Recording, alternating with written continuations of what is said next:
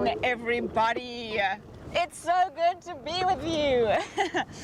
We're out and it's a Sunday and it's the first Sunday of May. Can you believe it? May already.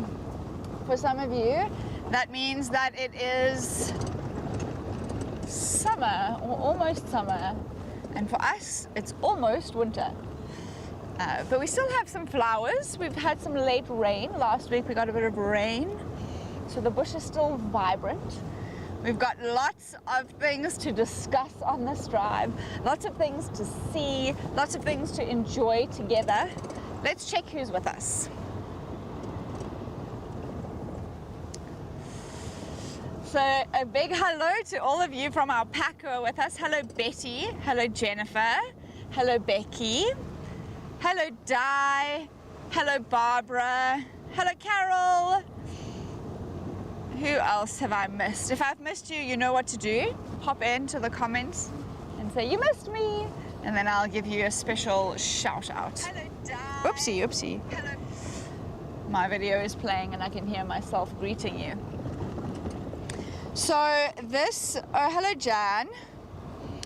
So this afternoon I have James on camera this afternoon. And James is making his live camera debut. So everybody, you have to be really nice to James because we like him. We want to keep him. So James is with me on camera today. We are heading out towards Sekoi Dam, which is where the lions were seen this morning. I don't think it was the whole pride. I think it was members of the pride and at least one male. So we're going to try follow up on them in the hopes that we can see them. And then we are, if everything goes according to plan, we're going to head back south towards Mamba Dam, where 4 spotted hyena were seen this morning, and they were seen with a little bit of indications that one of them might be lactating. They look like 3 females and 1 male. So, oh, that's actually a very pretty nyala. Let's get this nyala on camera because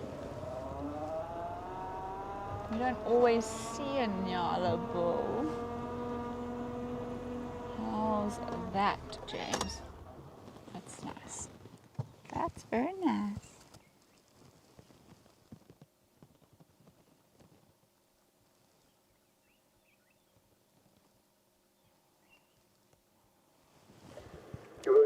He's posing for us this evening. What an incredible male. You can see he's a mature male. He's got very strong neck muscles. His coloration is dark as opposed to the caramel color of the females. His horns are full and they even have quite a decent white tip on the top. So this will be a fully mature, very attractive male Inyala, particularly if you're a female Inyala. I don't see any females around at the moment, which is not uncommon with the males, that you'll see them alone. It's actually quite common, although generally they are in aggregation, so it would also have been very common to have seen him with a few females or with a male. And then of course, you know, if you've been around a while and you've seen some of these wildlife videos, you might have seen them posturing. Before they physically fight, they do a dance, a type of dance around one another, where all that white mane that you can see on their back puffs up in a mechanism we call piloerection. So it makes him look bigger than he actually is. I'm gonna just, he might move, but he might also feed. I think he's gonna move. Let's just stay here. He's beautiful. You know, for a long time on this reserve, I actually struggled to see male Nyala bulls. I've seen the females quite regularly. And the other day we watched the lions eating a male Nyala. But this one is thriving.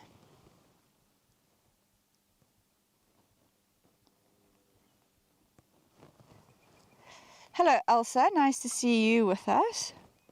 Jennifer, thank you. I'm glad you love my braids. It's a good way to keep your hair out your face, especially when it's windy and you're on an open vehicle. There goes our Nyala bull. He's starting to blend in there. All right, so the male cheetah is just one of the male cheetahs that's just been called in on Kaya. So that means that cheetahs are not really going to be on the menu today. I'm sure, I don't actually know. I'm sure you've all been told, I had to recruit. Okay, so I'm sure you've all been told about the female Mabai-Bai's young female. We will release video on that. But she has gone off to Zimanga. She's gone to be a fully fledged female cheetah out on her own. And she's still in the boma there. She's acclimatizing well to her new environment, but that means that Mabai-Bai is due, not just yet because it's been very recent, but Mabai-Bai will be due to come into another estrus cycle pretty soon, and then we'll have to keep an eye out for when the males and her are in close proximity, so that maybe if we get really lucky we'll catch some cheetah copulation on camera and be able to show all of you that exciting time in their lives. And then more exciting is what comes after that, which is little fur babies. We all love little cheetah fur babies. So I'm very excited for the next season. And I'm very excited for Mabai-Bai's daughter and her next season as well, because she's going to carry some strong genetics into KZN, and hopefully she'll have great success there. Zimanga's a really awesome photographic destination. They have underground hides and all of that. So I think that if you are a social media person and you keep an eye on their social media once she's been released, I think it's very likely that we're going to see beautiful pictures of her. And she's a particularly picturesque little cheetah with that eye of hers that was quite different. It looked like a second iris, but I think it was just a pigmentation underneath her, sorry, not iris, pupil. She's beautiful. I've missed her. I am missing her. Tracks here. Vervet monkey tracks.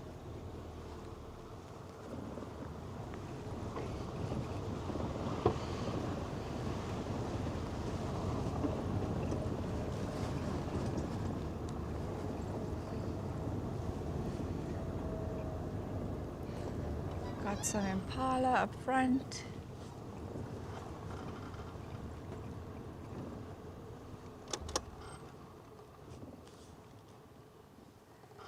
Looks like a bachelor herd that we have here.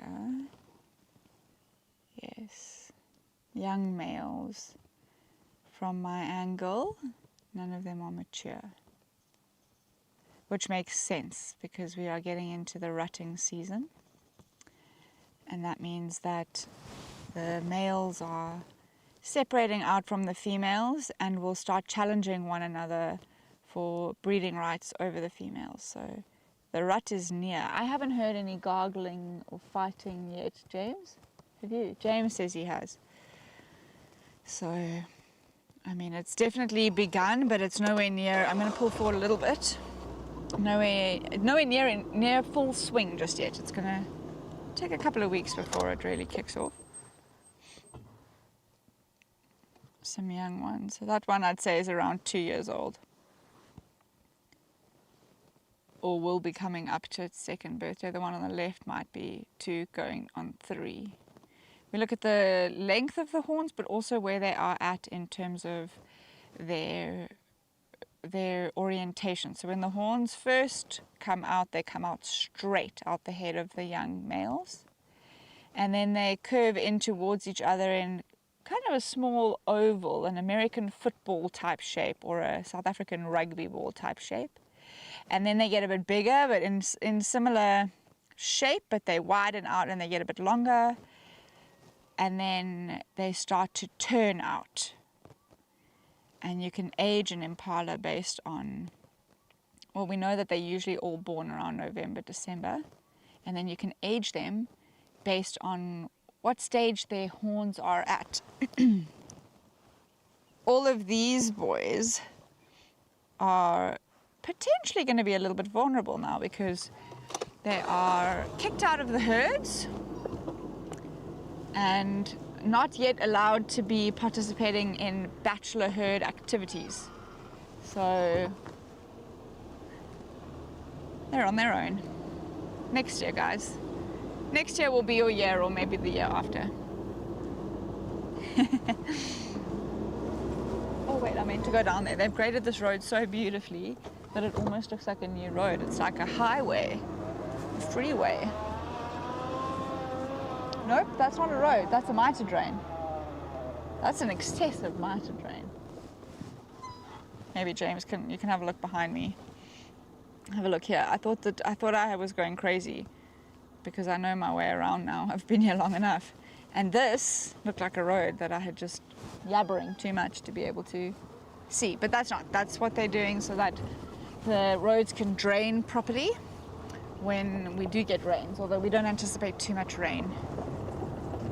The season has pretty much finished, the wet season.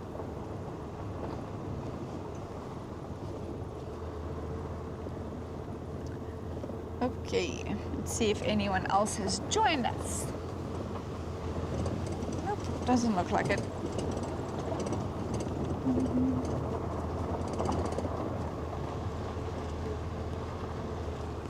I'm trying to think when last I was on a live drive like this. I actually think that it was March live drive. Was that a dwarf mongoose that ran across the road? Did you see it? There was a little scampering creature that shot across the road in front of us here.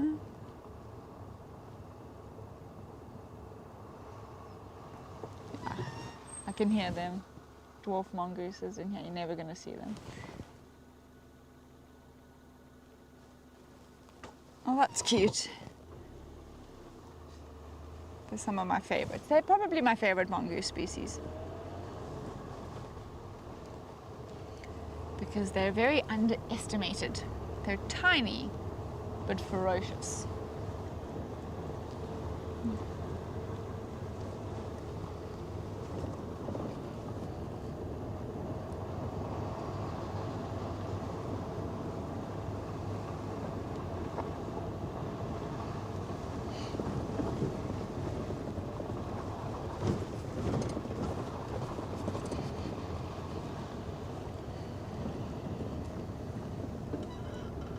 Another vehicle here, maybe they'll be able to tell us if they've had a look for the lions.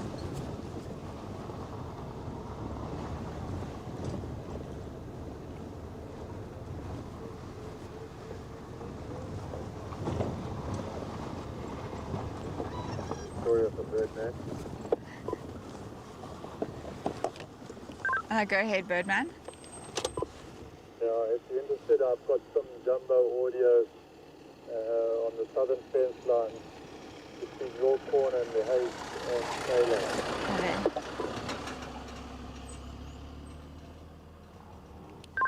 Copy, thanks, Birdman. I'm in the area of Sequoia now, but I will head into that area a little bit later.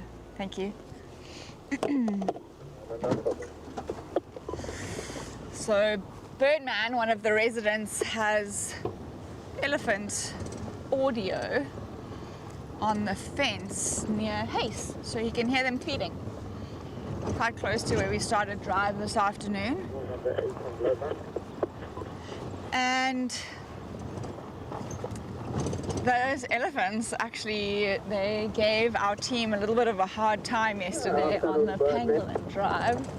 We have marks in the front of the car from where one of the bulls decided he was going to just test how strong this vehicle is.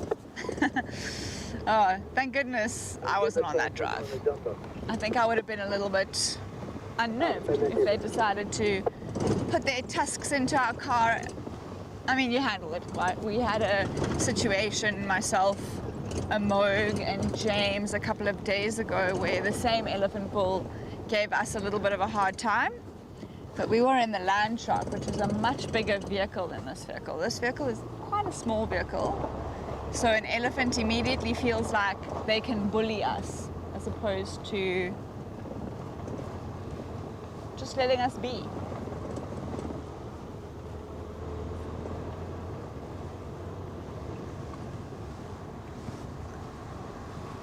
It would be great if we could find these lions.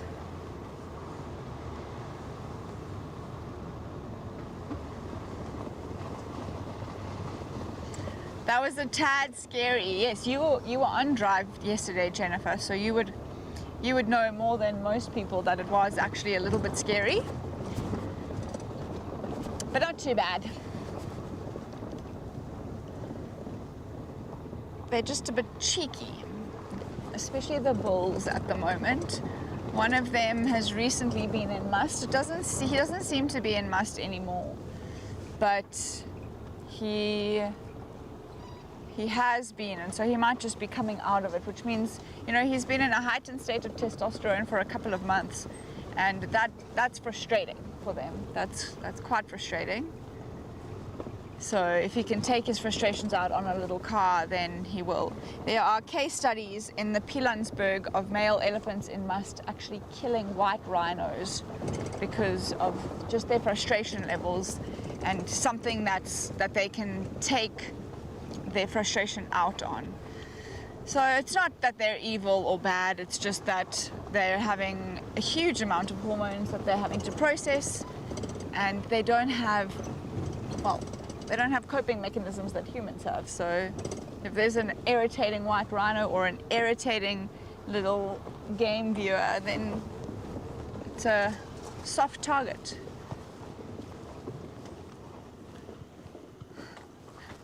I'll go here. Okay.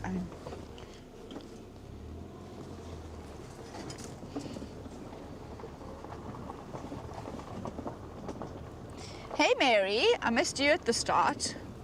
We were waiting for you. No, I'm just kidding. Nice of you to join us.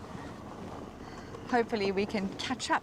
Hi there. Hi, how are you? Well, how are you? Thank you. That's good. Have you seen any lions in this area? No, only the males just up there. I presume you saw on CEST. Oh, okay. They're just in the road there, so it's Okay. quite a nice. Okay, cool. I'll turn around after you. Thanks. I haven't seen the pride. Okay, cool, thanks. Well, apparently the males are just up here. So let's turn around, let's check them out, and then we're going to come back into this area and check around for whether there is anything of the pride down here, because I think they were all in this area this morning. Not all, but a few females and what I assume would be 2 males if they're both here now. Let me just have a look at where he said.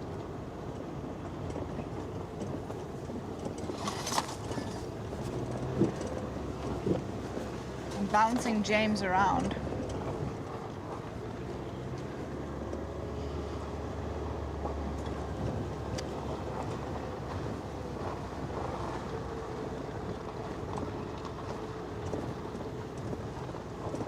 Jennifer, it is interesting when elephants do that, when they give you a bit of a hard time and then they look like they're going to move away and then they come back and they give you more of a hard time. It happens relatively frequently. I did have a situation once in my life long ago where we were out and we were in the Bululi area, which is part of the Greater Kruger, and a magnificent, huge tusker known as Ezelweenie was in the area. So we went out to see him, and he came right up to our vehicle until he was standing here, towering over me, and his 2 tusks touched either side of the car, so you could hear dink. And now this is one of the biggest male elephants or biggest tusk male elephants in the Kruger at the moment, putting his tusks on your vehicle. Within 30 centimeters, you could see each individual hair on his nose, and he just kind of pushed the vehicle a little bit just to see what would give, and eventually, it was about 3 or 4 minutes. That's a long time when you're not breathing. He stepped back, and then he came to the back of the car and he did the same thing, and he pushed the car forward. So he rolled the car forward, and that was also pretty intimidating. And then he came around, he went off into the bush and then came around quite quickly. So actually a little running towards the vehicle, and we started the car and we took off. And can you see them, James? Oh, I thought you were indicating that you'd seen the lions. I'm like, where are they? Got to be here somewhere. But that was a terrifying encounter and he did that exact thing. He moved away from the car, and it looked like, okay, cool, we're in the clear, and then he came back with a bit of vengeance. So, I mean, it's not true vengeance. We mustn't be confused. These animals don't have any malicious intent. But they did. They can give you a huge fright when you're out and you don't expect them to encroach on your personal space. All of us have personal space, comfort zones, animals and humans, where they will let other species points a little bit uncomfortable about it.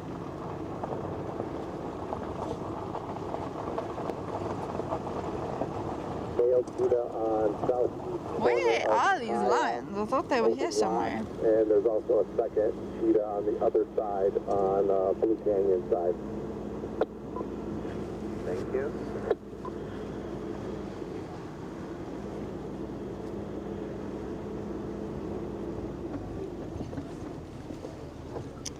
So this is where that guy that we just passed mentioned that. Oh, and he was right. Hello, beautifuls. Here they are.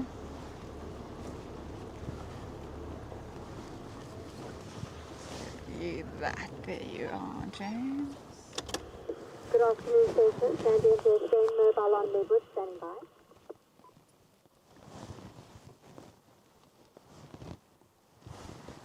Well, we have one of our two boys, looks like the one we call Elvis. The dead giveaway is that twitchy lip.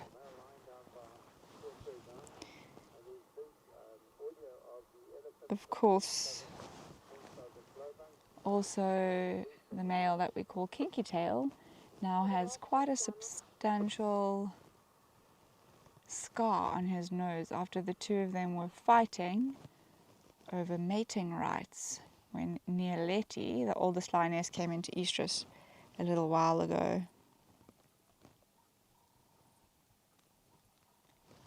It was magnificent, Jennifer, being that close to a big tusker. It was also terrifying to see my life flash before my eyes that day. Stations have joined the lock of these male lions. No change. I say lions, but it might just be one lion. I'm not actually sure where the other one is.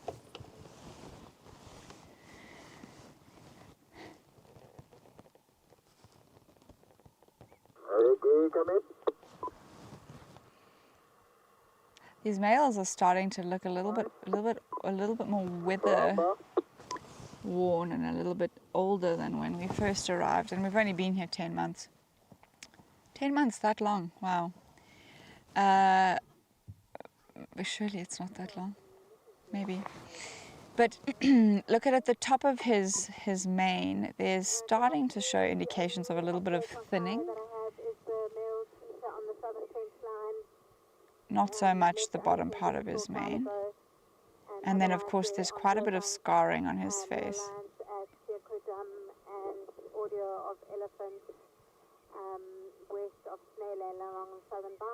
It's beautiful. You can see that he's being bothered by the flies. Every now and then one lands on his face around his eyes, and then he'll blink or twitch a little bit more pronounced. Try and get rid of them.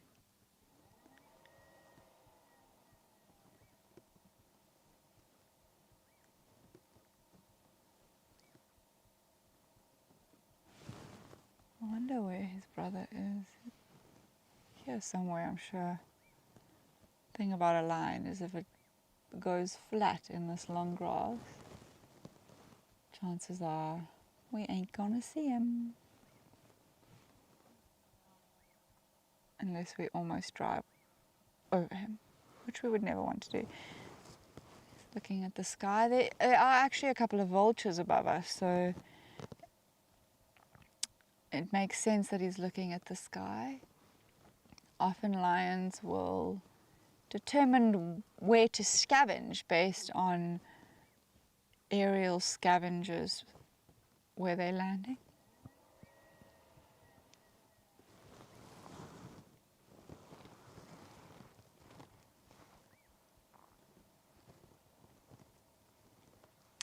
Jennifer, it's a good question. Do I think that not having their third brother puts more or less stress on their lives as a whole? Look at him looking up at the vultures. In a system where it's an open system, a really large open system, having less males is definitely a handicap.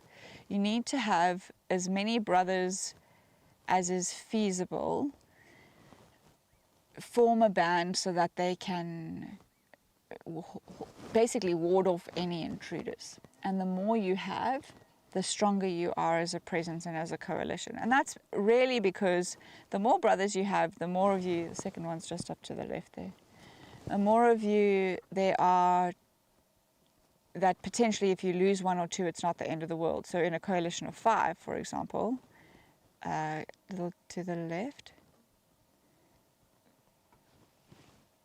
in a coalition of 5, there he is. If you lose 1 or 2 brothers over the course of your dominance, by the time you're 2 or 3 males and you're at the end of your reign, you know that you've raised a couple of litters of cubs and you've really been successful.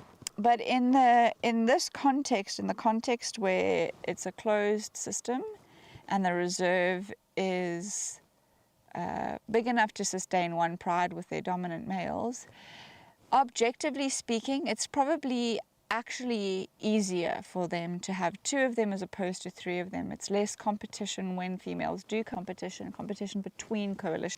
It's less competition at carcasses. It's generally always figuring out, niggling, and sometimes that can be brutal. Those vultures are landing just there. Can you see where they're landing? They're landing just out of sight. If these males get up and move in that direction, then we'll follow them. But they don't look too interested. It might just be that the vultures are coming down to perch for the evening. But yeah, I think in this system, Jennifer, it's probably actually less impactful that there's 2 of them. It's a more of a positive impact that there's 2 of them as opposed to 3 of them. But like I said, if they were having to defend themselves from males, other males, and defend the females, defend cubs, fight for their litter, then I think, well, then definitely they would want more males.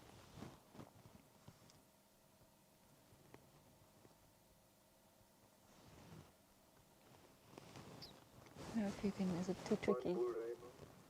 Okay.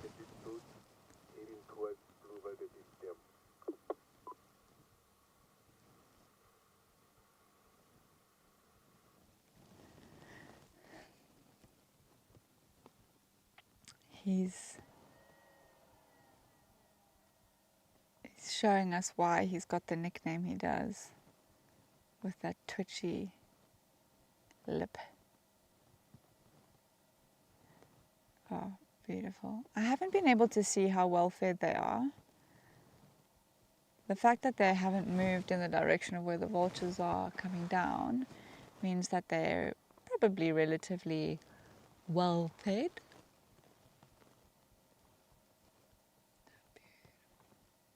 So beautiful. I mean, both of them have lifted their head and been able to make their own assessments of whether or not it's worth following up on the vultures that are descending. And both of them have decided against it, so they probably know something we don't know. They're coming down so close that if there were anything here, they would probably go and check it out. But vultures suffer from FOMO. If one vulture lands and another vulture sees it, then another vulture will come and land and check out the situation.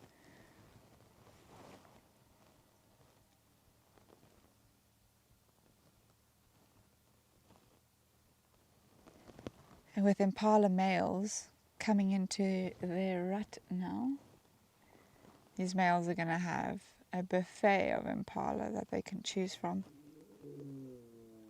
Give us a roar.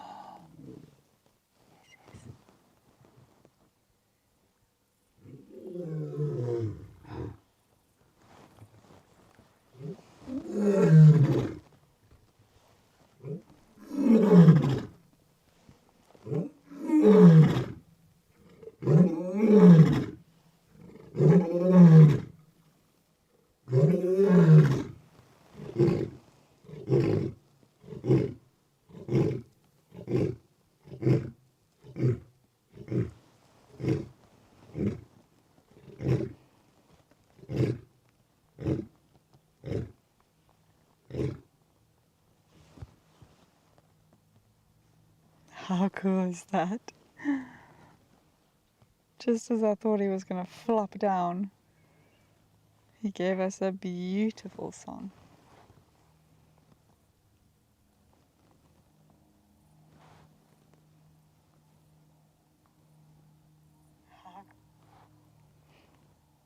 He's awesome. I love how he gave us a magnificent roar, and his brother was like, you can do it. I don't need to participate right now. I'm going to take it easy. Often they'll set each other off, so one of them will roar or start the roar, and both of them will roar together like a duet. But this time, only this male over here decided to roar.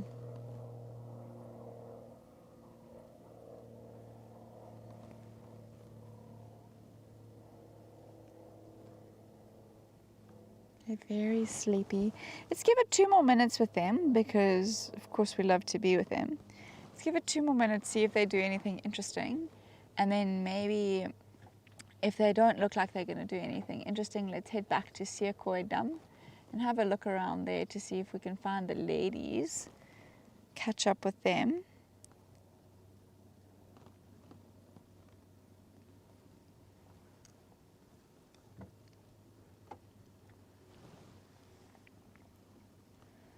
There's another vehicle coming into the sighting, so.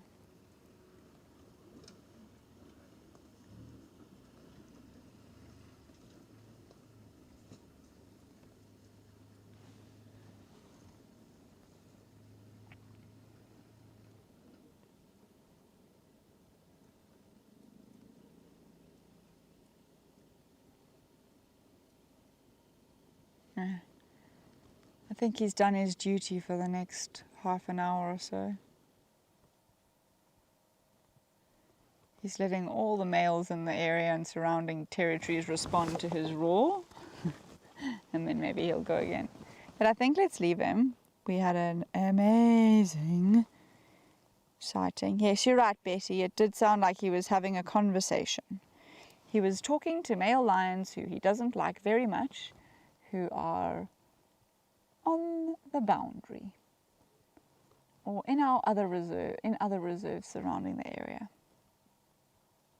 That's one of the things that I do love about the way Rietspruit is set up, although sometimes various factors mean that reserves can't all be open to one another. Lions are at least, especially lions, but other animals as well, are at least exposed to the pheromones, the audio, the territorial sounds of other members of their species. So they have a much more natural and organic manner of setting up territory, even though they are confined to the reserve that they live on. Actually creates a more natural dynamic between lions.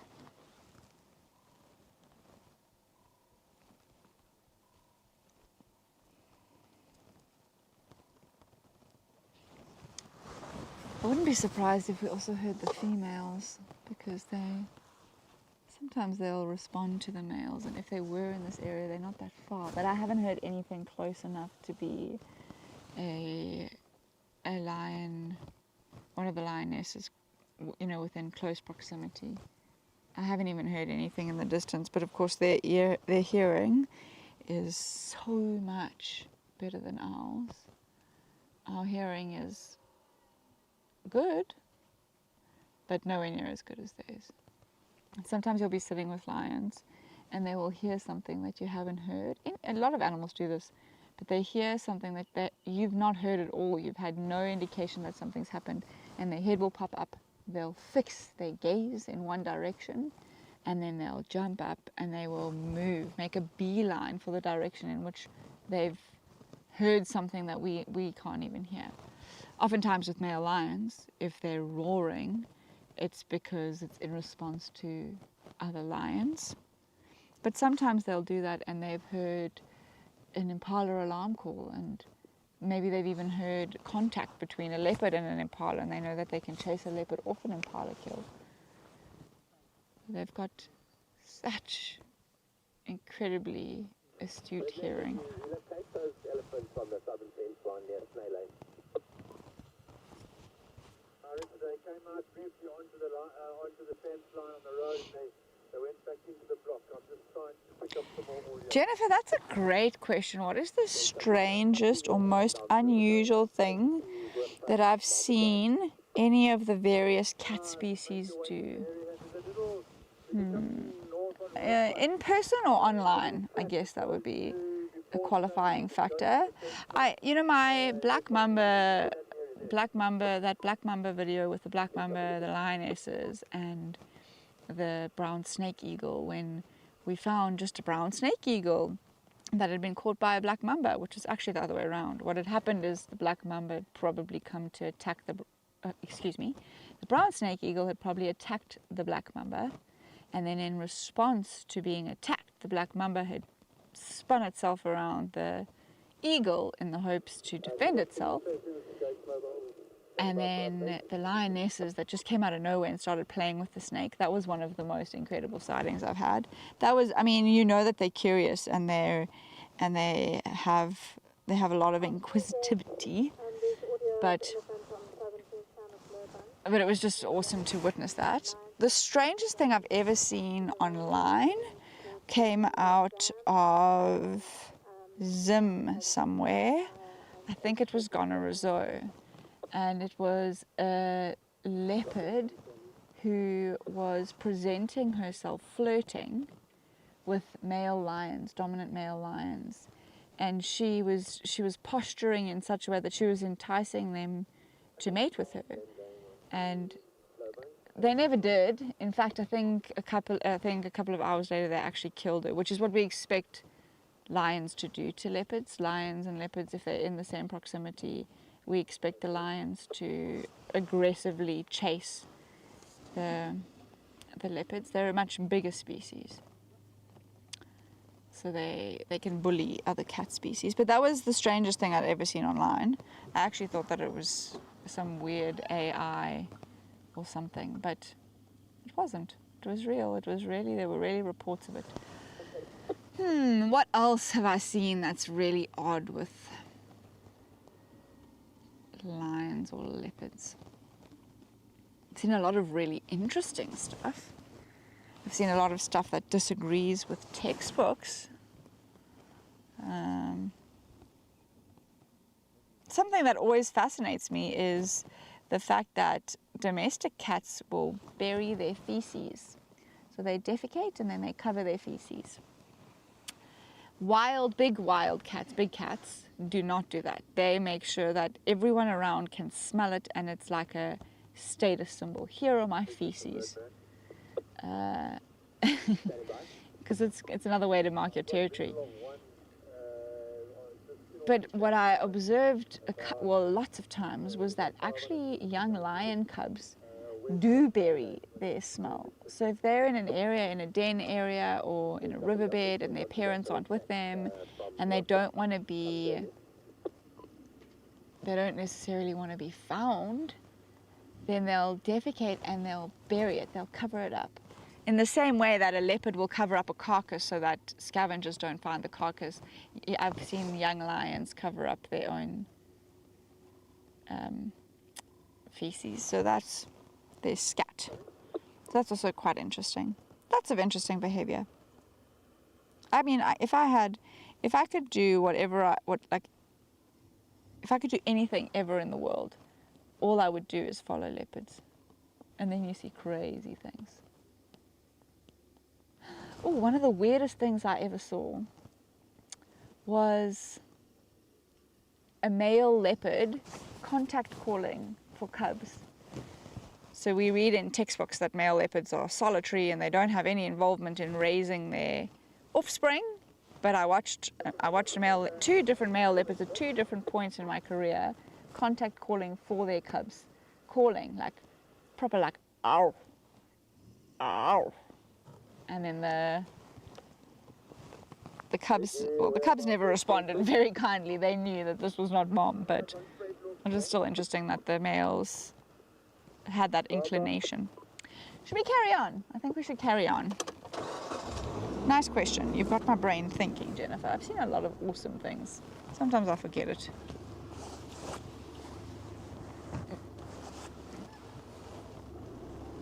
What is behind me? Can I keep coming, James? Yep. Stop. Oh, it's a tiny tree.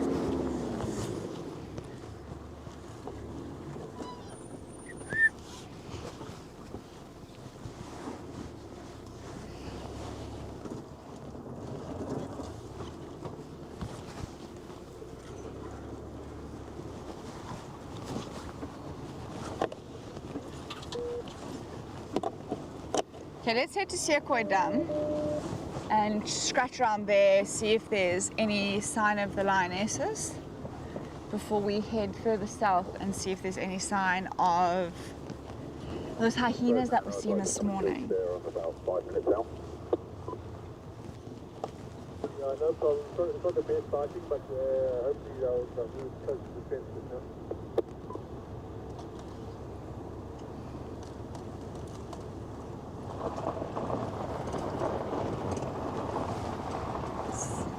Lovely evening. It's colder than usual in Rietspruit.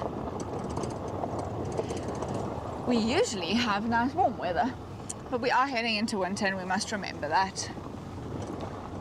Today our high was around 19 degrees Celsius, and that's about between 60 and 65 degrees Fahrenheit, which I know for some of you is not cold, but we're quite pathetic out here. For us, that's really cold.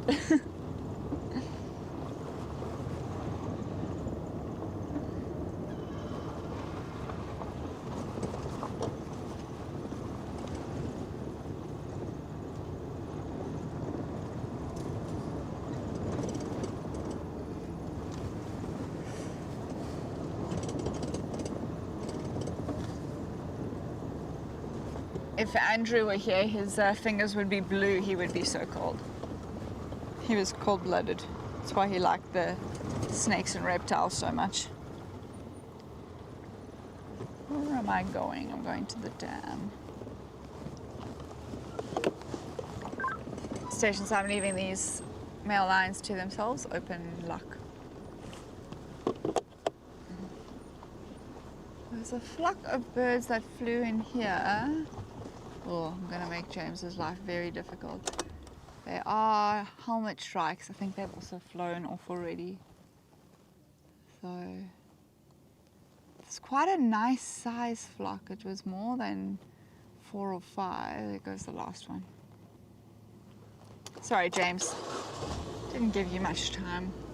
They didn't give us much time. Bye.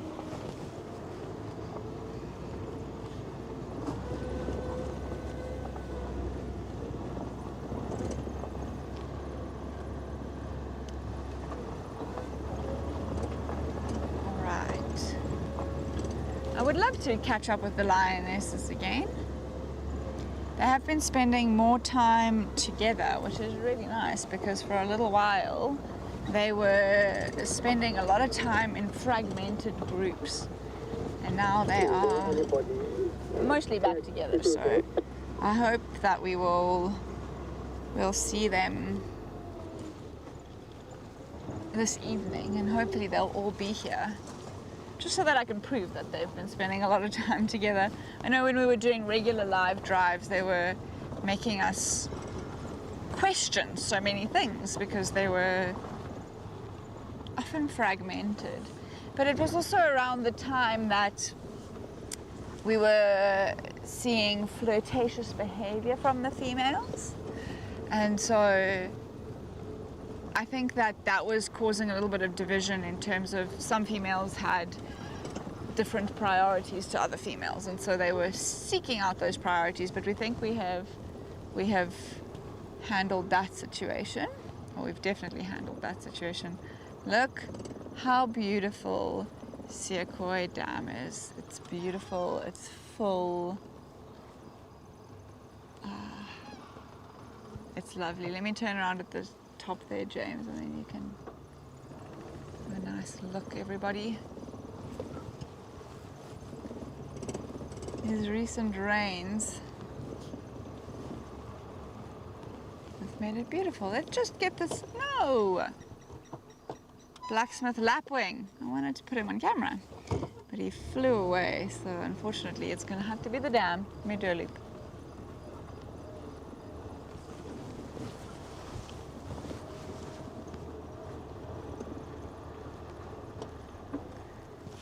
And see how stunning it is with the very, very full dam. All this dam needs right now is a couple of hippos. And we have been in conversation about potentially getting some more hippos on the reserve, so that would be nice if we could pop them in this dam. Hi there. We're live, but they can't hear you. No problem. How are you? Good, thanks. Were the lights over here? No, they were just where you came in behind me. If you went, yeah, across. But quite far, it's just the males. That's why I'm here to check if I can find the females. They did roar for me though. So The females were just over here. this morning. Yeah, no, this afternoon. Yeah, still. Right over here. Oh my goodness. Okay, I'll have a look. So I don't know where they're actually gone right now. They're actually, Okay, cool. Thank you so much. We will. I mean, Oppa's on too. Yeah. Okay. Maybe they went to find some shade, but I'm going to then spend some time in this area, see if we can find them. I'll let you know. But the males are great. They roared for us. yeah. Yeah. That's why we actually came. So Okay. we're at the bus now. Go check them out. Yeah, exactly. And I know. The vehicle looks great. Okay. Yeah, well, thanks. Looks really good. Cheers. Have a lekker evening.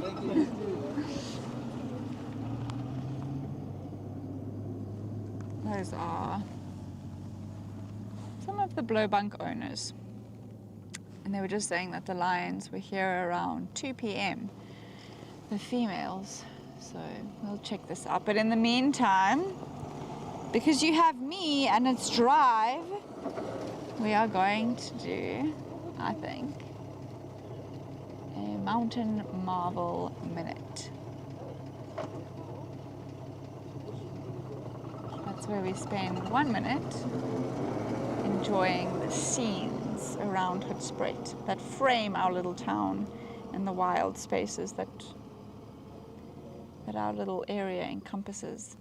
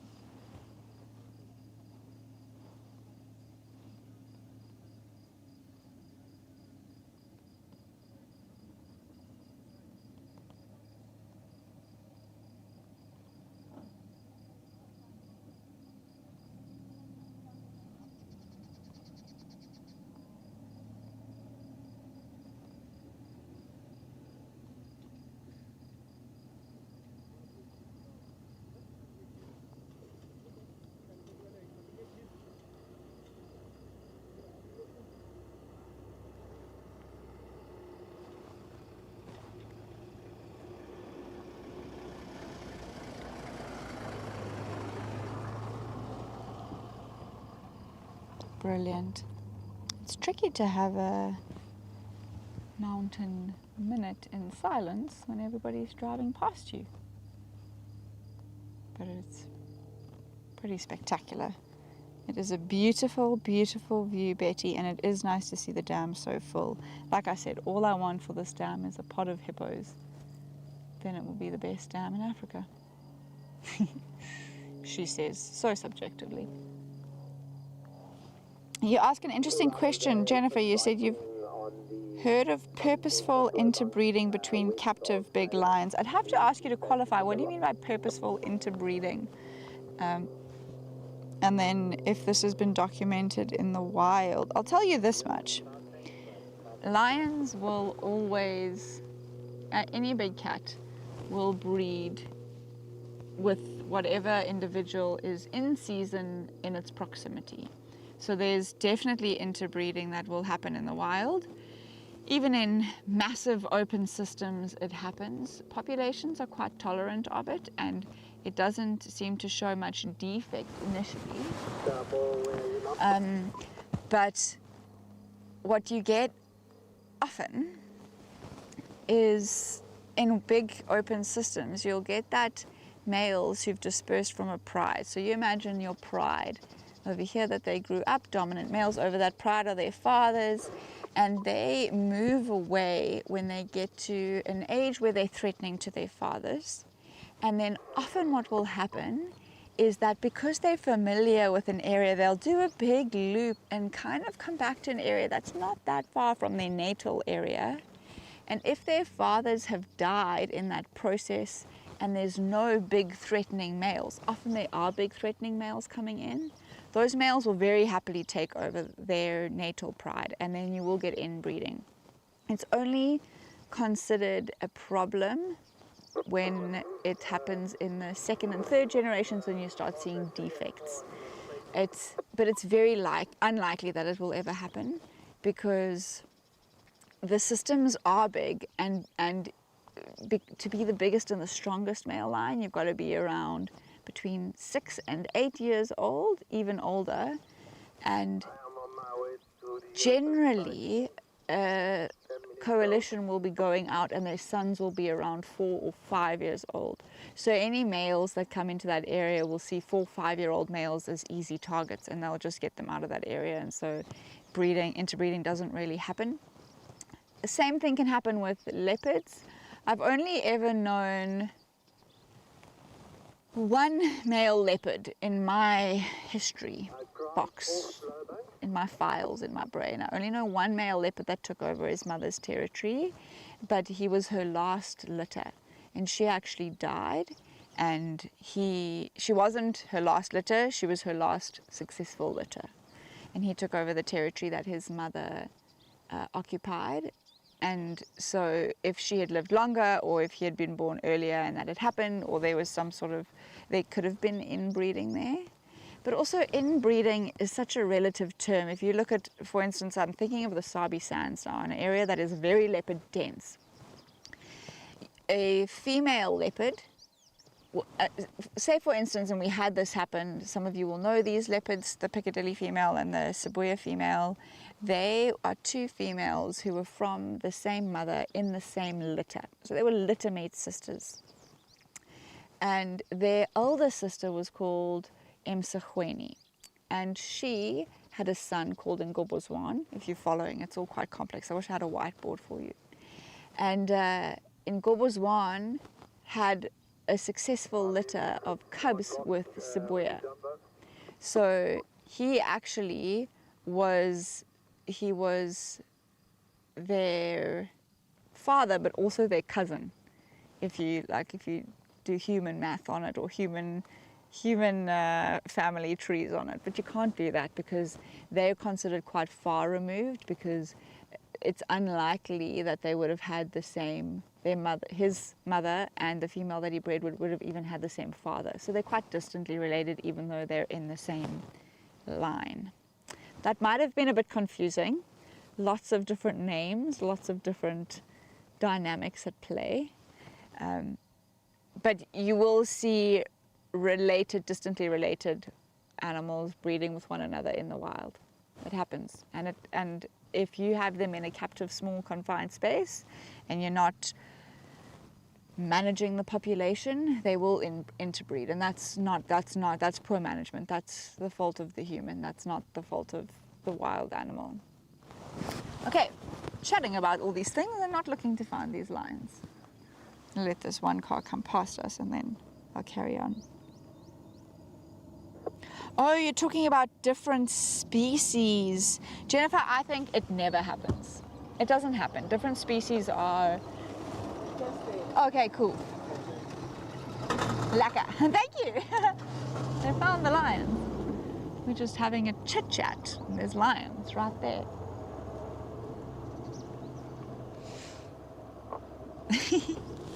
So, will the cheetah breed with a leopard? Will a lion breed with a tiger? Of course, in captivity and when those situations are orchestrated, it happens. But it takes quite a bit of human involvement. There's very few big wildcat species. In fact, none to my knowledge that will willingly interbreed with another species. They don't even see each other as potential mates. They're much further, in their own brains, they're much further related than they actually are. This is beautiful. Wow. Should I try get below them, James? I'm gonna see. I don't want to freak anybody out. So perhaps we will stop. Yeah. Hello, everybody. This is amazing. We have got all 5 of them here, which is very cool.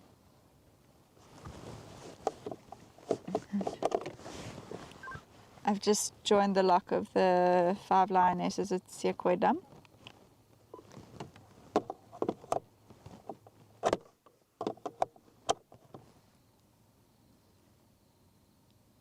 You can make your way in. Yeah, I completely agree with you, Mary. They don't mix naturally, and as conservationists and people who live and work in the wild, nothing is more disturbing than an animal that isn't natural. A liger or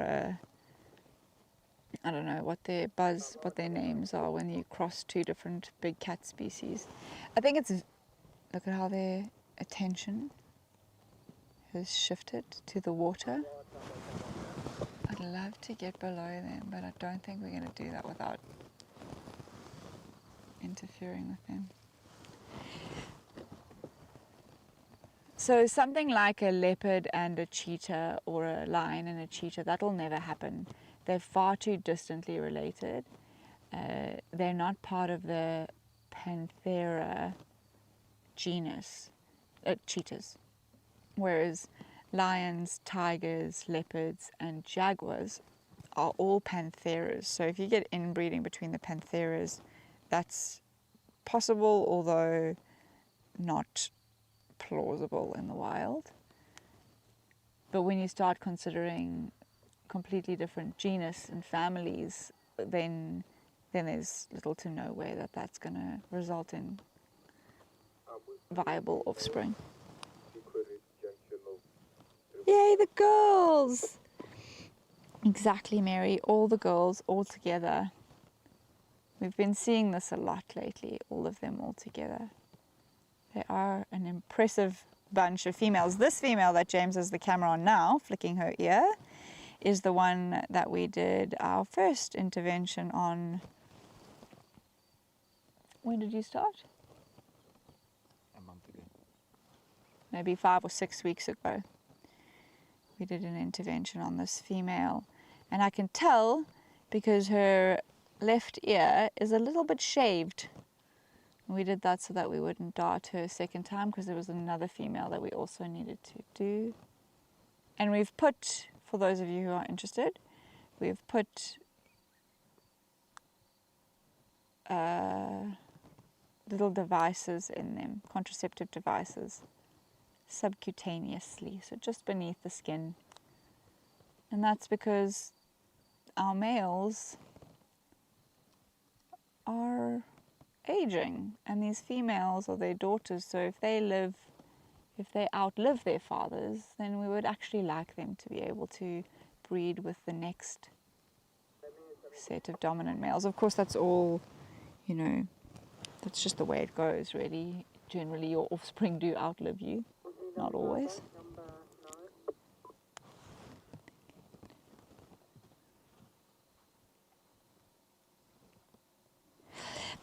Yeah, Jennifer, never say never is actually a good way to look at it with the breeding of different species, inbreeding of different species naturally. You can never say never. Probably one of the craziest things about the wild is that it will always make you feel ignorant and always give you something that you just can't explain. So anything is possible, but very unlikely. Isn't she beautiful? Mobile network standing by. So pretty. These girls are so pretty.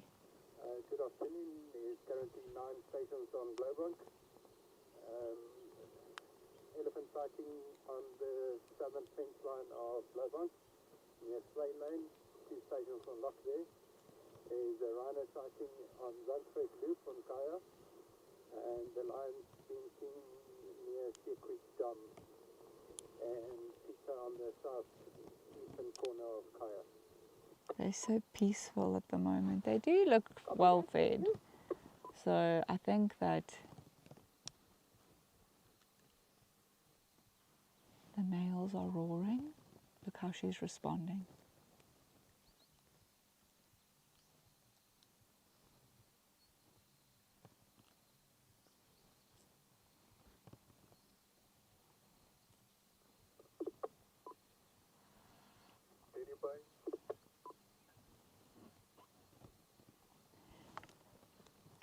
James, can you do me a favor? It's trickier now. Can you zoom into the lioness at the back and her left ear, please? So that's the female we shaved. Okay, sorry, I was wrong, folks. This other lioness's ear looked a bit strange, but she is in fact Bucket. Let's go here, the front one who sat up. So I was looking and I was like, Go into her whisker line for me, please. There you go, you can see, confirmed by the 3 spots. This is our darling. Every one of them is our darling. But she did confuse me because her ear looked like it had a little less fur. Oh, I've got binoculars. Anyway, 2 of these young girls had their hormone treatment recently. Not Bucket, because she's completely sterile, but that's her, that's Bucket. She's beautiful.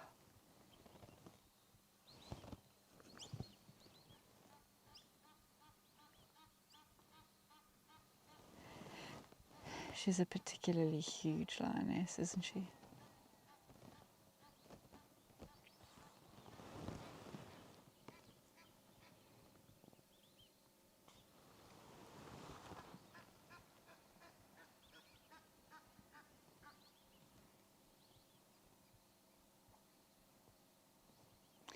Face looks a little darker than the rest.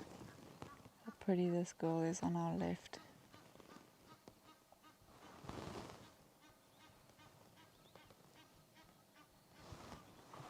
She looks mean. Wow.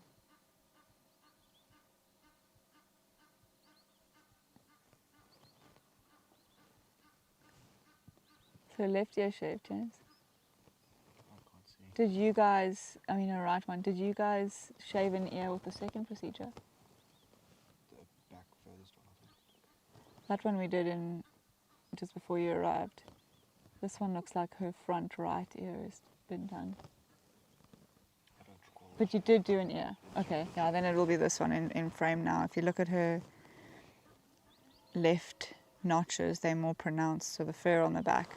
So this is the lioness that they did the second treatment on. I wasn't there for that, but it was quite a fun experience. She had been flirting with a male on the other side of the fence, And so Dr. Rogers and Gareth and the team got there and darted her, and a moog hopped out the car and didn't realize that the male lion was just on the other side of the fence and potentially quite threatened by a moog, and so he gave a moog the fright of his life, really, because he charged at him and said, "Stay away from my sleeping girl. She's mine."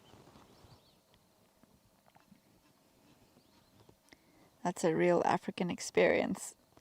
To get charged by a male lion. I don't think I've ever been charged by a male lion, come to think of it. Or have I? I've been charged by lionesses. Mobile and Leadwood, are there any updates? The moog learned to fly that day. I think he learned to fly and how to do his own laundry that day. The elephants are at the southern fence line of Blauwbank with junction with Snyline. The lions are near Sacred Dam. There's a rhino sighting and some cycles on So Kaya. beautiful And to be there's with a these sighting girls. in the southwestern corner of Kaya. I really looked like her ear was shaved, but it's not. That's my mistake.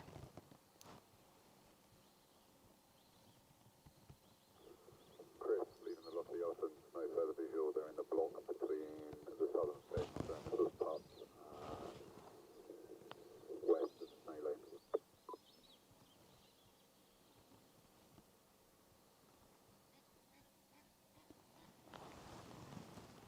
Brad on Blowbank, number 10. The lighting is really, really pretty on there. I'm going to pull forward a little bit and see if I can see her from the front. There it goes. I think number 11, there were 10 already at the last update. My apologies, Brad number 11. Oh, that's cool. Yeah, second of living, these 3 white rhinos on straight loop. Speeding, open lock. The sun is setting just opposite them, so the light on them is really pretty at the moment. You can also come in current if you want. Copy, thank you. This dramatic sky around them too, so they're just posing.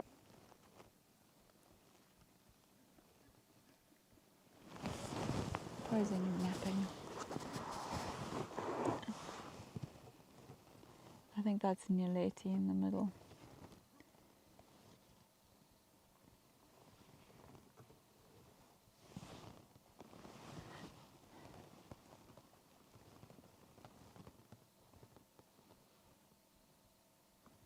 What have they seen? 3 of the 4 of them are looking into the dip here. I can't see anything that they might be looking at.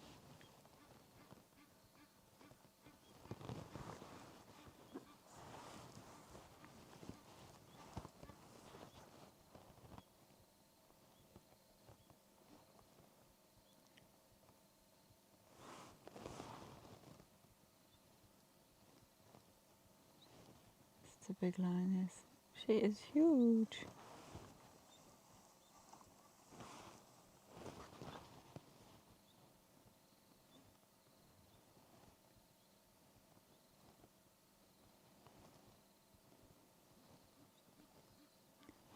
I know we talk about this every time we see her, but it's quite remarkable that she was smaller than her head. And Brent and VM could pick her up and put her in a bucket and return her and reunite her with her family. Now she's one of the biggest lionesses I've ever seen.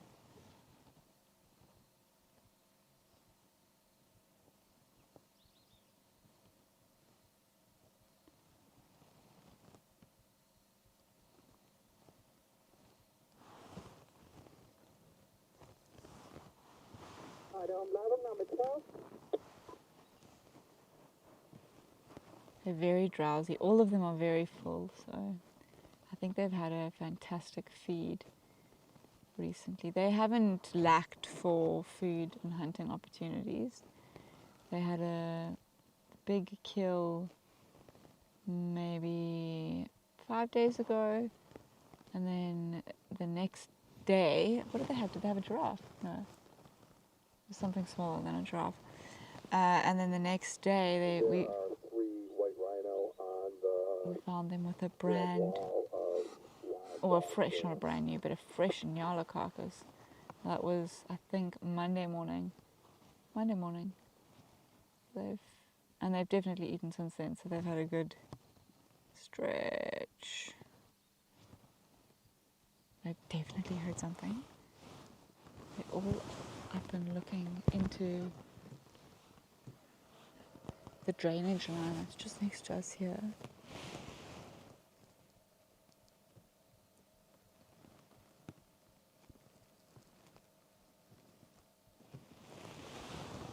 It's the time of evening where something could be coming to drink. Although they don't look hungry, they're always opportunistic. It's been a little while since I've actually watched them hunt successfully, so I would not be sorry if they decided to do that now.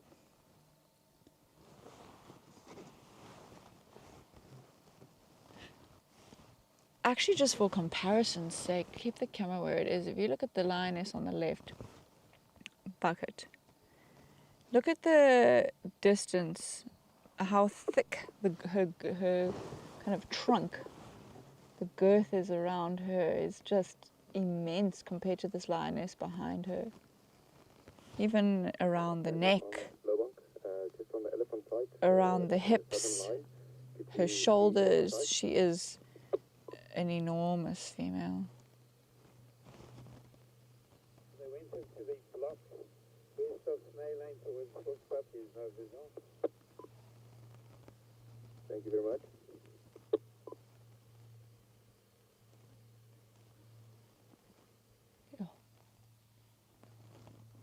It never gets old, being able to sit with them and spend time with them.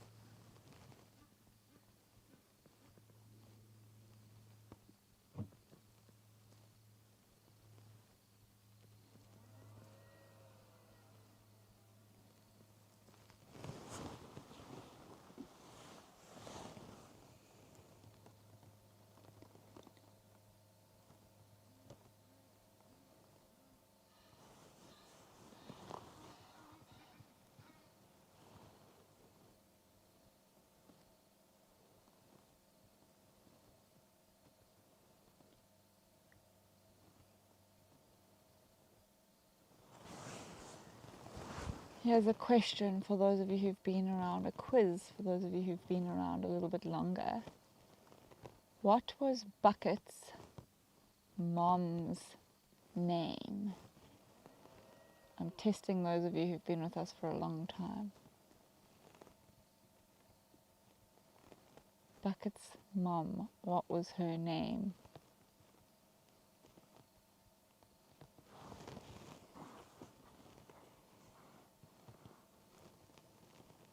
Yeah, you're right, Mary. She's so big because she spent some time training with the boys at a crucial point in her development. That's why she's such a big girl. She did male lion training. On his own side, look where executives did some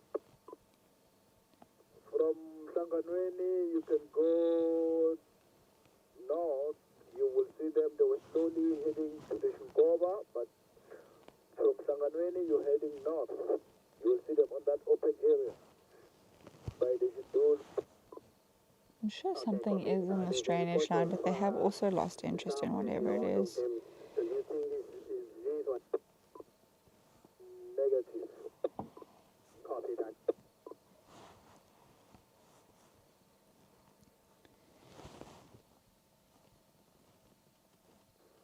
Confirming there are 4 white rhino at Wild Dog Dam currently drinking. That female on the top right looks like she might have seen something.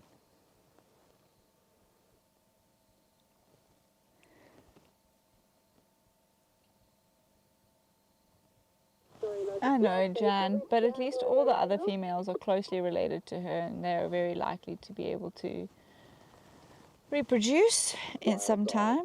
So her genes, her direct genes will not be passed on, but her genetics in terms of her relatives should be able to be passed on.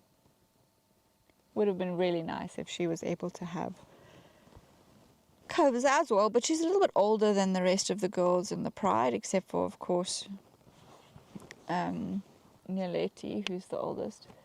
But you know, she would have been less likely to have been able to have cubs by the time the males were too old and died. So it wouldn't really have worked in this closed system anyway to kept her topped up on a hormonal treatment.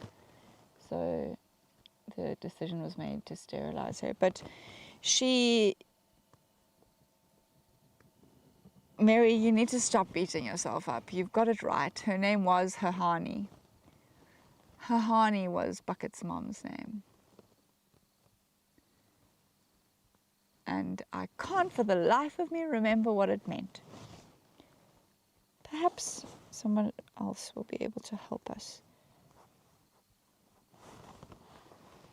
Seems Carol's not with us, but if she were here, she would probably know what it means.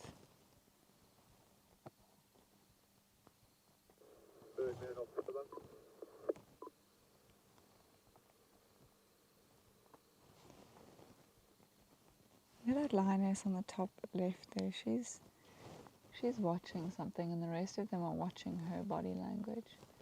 So she's really flat to the ground.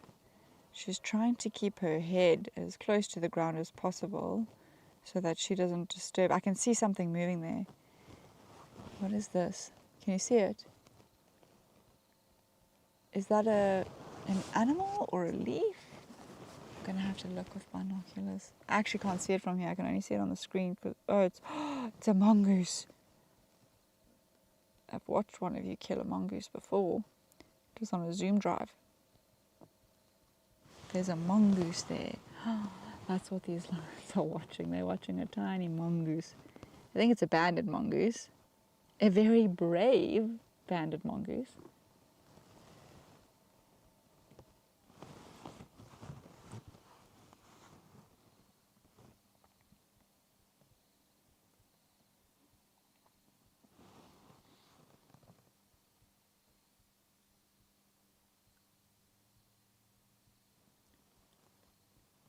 Look at that mongoose. It's so curious. I think it's not entirely sure of what it's looking at, but it knows it doesn't feel comfortable.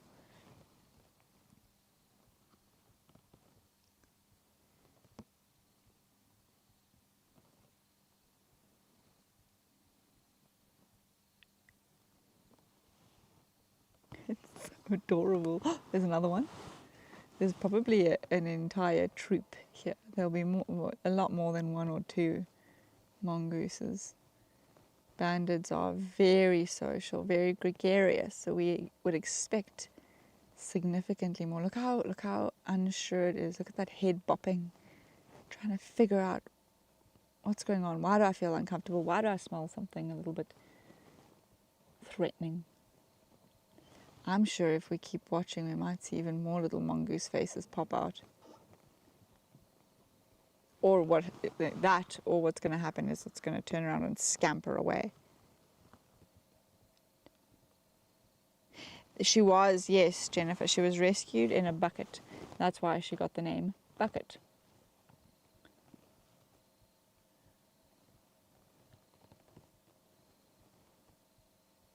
They had an old bucket that they chucked her into to be able to move her from the males back to the den site. She was really, really young.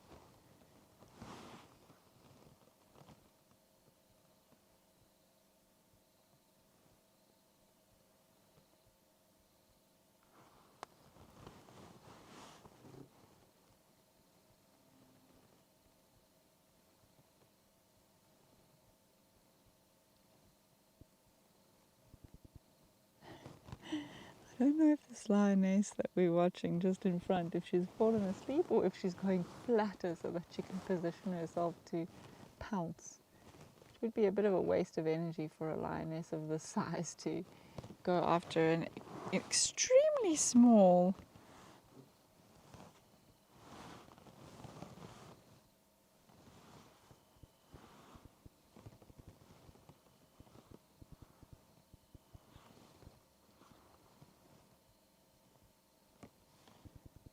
still there. Why is it there? Why has it not run away?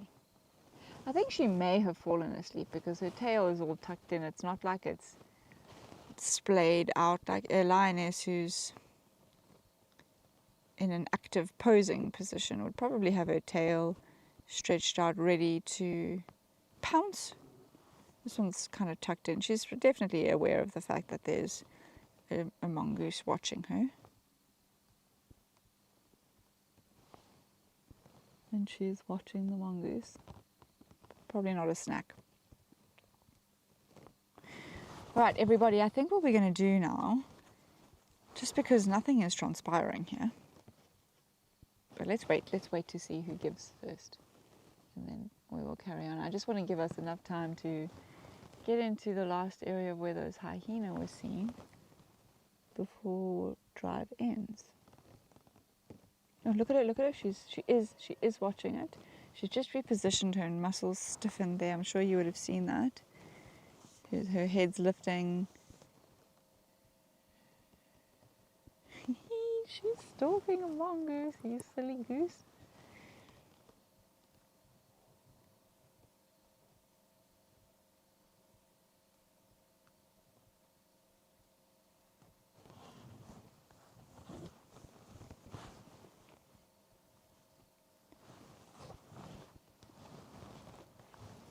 They're gone. Looks, no, it's still there. If you're watching it more closely, there's more of them. Oh, I think she's given up. She's realized that it's not actually going to be worth the effort to plunge herself into a bunch of twigs from a fallen over tree. She'll likely get thorns in her paws and also likely come up empty-pawed, empty-handed. Nothing to show for the effort. Sweet. Okay, well, since this lioness has given up, I think let's slowly mosey on back to where those hyenas were seen this morning. This one's for you, James. Have you guys seen any blackback jackal in camp lately? Yeah. Have you? Okay. So they are still in Camp Mary. A pair or one individual or one individual? Or one at a time? Never know. Maybe there are two of them there.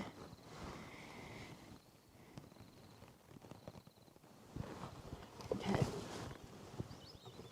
White-faced whistling ducks. You can hear them calling. They've landed on the dam. All right, let's leave our lovely ladies. My 5 favorite girls of the Rietspruit. For now, they know they will be dethroned if we find a hyena den. And then they'll probably send the boys to intervene as they have in the past. Lions are very ruthless to hyenas, particularly on this reserve. Thank you for sticking around and for having a good time with us, girls. I love them. Isn't that pretty here, James? Let's quickly have a look at them.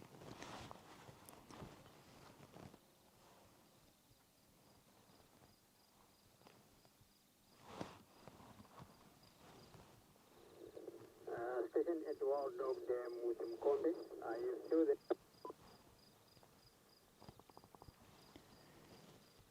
They're all pretty leisurely right now.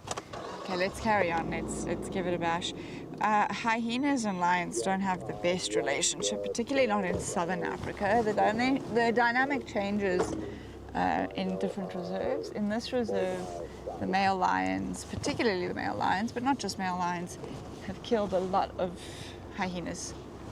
The population was really, really good for a while. What are those? Oh, guinea fowl. A whole big flock of guineas over there. And white-faced whistling ducks. Ooh, birds are coming to us. Anyway, I'm going to go a little bit further along and we can have a look at these guinea fowl, and then we're going to move through them and try and get into the area. So we are not, it's completely unconfirmed and we're not sure, but we're all hoping that there's a hyena den on the reserve because of just the way it looked this morning with 4 individuals, the composition being 3 females and a male 1, all of them looking really full, but one of them even looking like she's lactating, and really full could be really full or pregnant. There you go, helmeted guinea fowl.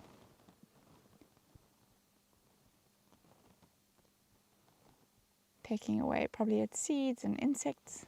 I can't see exactly what they're feeding on from here.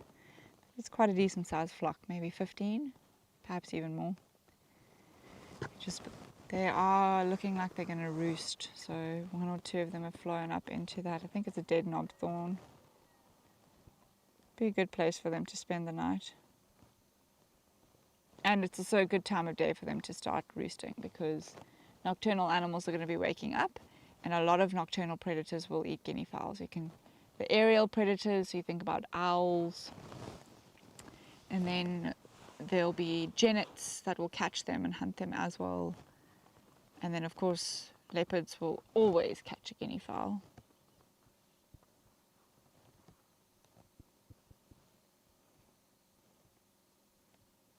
It's a young one there with no hood yet, no helmet just yet. 2. Which means they're younger than a year. They get that coloration around 11 months. The blue and red of their faces and helmets. Okay. Still going to carry on. Coming through. Sorry, guineas.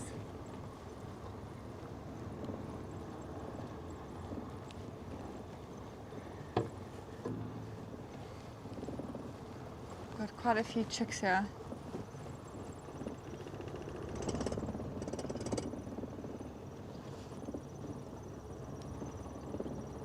It's 26 that don't have coloration yet, so 26 individuals.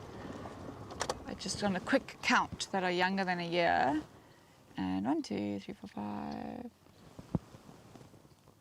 Yeah, it's tricky now. At least 7 individuals that do have coloration on their heads. So it's actually a really large flock, much bigger than I initially thought.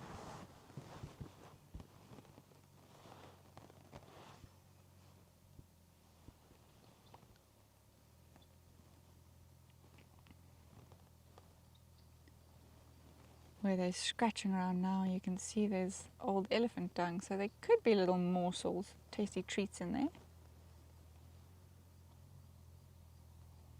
It looks so funny without their helmets. There's a vehicle coming, so let's chase them off.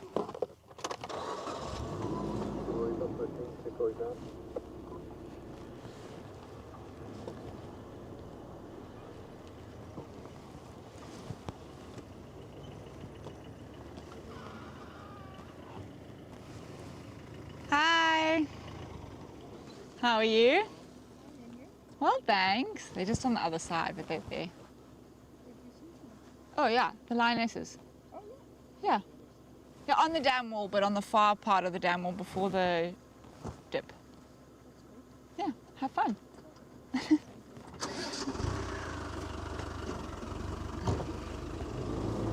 funny, I did the exact same thing. I didn't know they were here, but we just drove here. Whoa!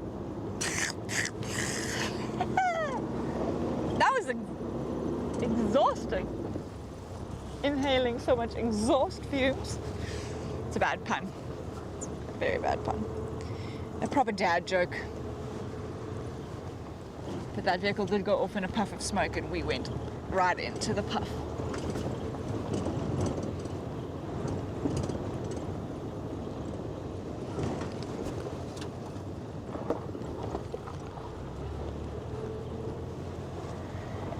I don't want to get too hopeful, but I really hope that we have a hyena den. Fingers crossed!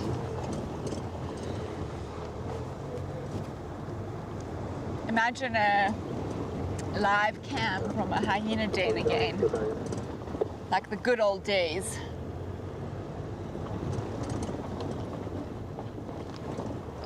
That was fun. That den that we had a cam on Pridelands was one of the best hyena dens I've ever seen. In real life. I've seen a couple of spectacular hyena dens, but that one just had so many entrances, and because it was quite a large clan, there was so much ground that had been cleared out around them. So you could almost have a 360 view of the hyena den around this termite mound. So just a really wonderful hyena den.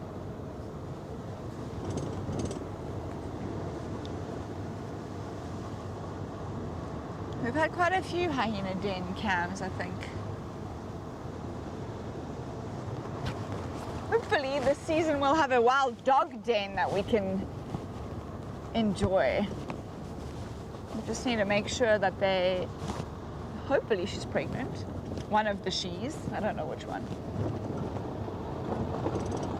And then hopefully late May, sometime in June, even into July, hopefully we will get a wild den, puppies, wild dog dens. Wow, can't get my English out. Puppies in a wild dog den, there you go, wasn't that hard. Hold on here, James.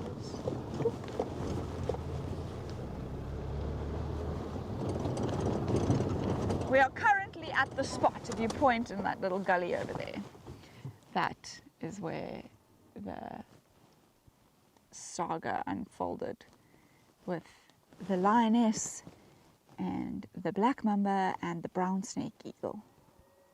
Right there. You are looking at the stage. The more time you spend on a reserve, the more you get these memories in places where you drive past a certain area and you'll always remember your favorite sighting of that area.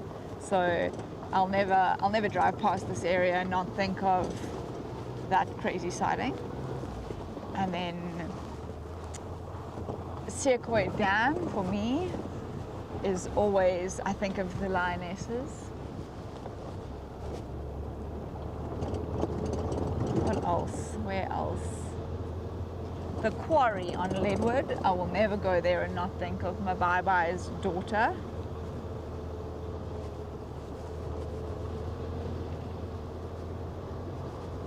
Yeah, you gather memories on a reserve of your favorite sightings in an area.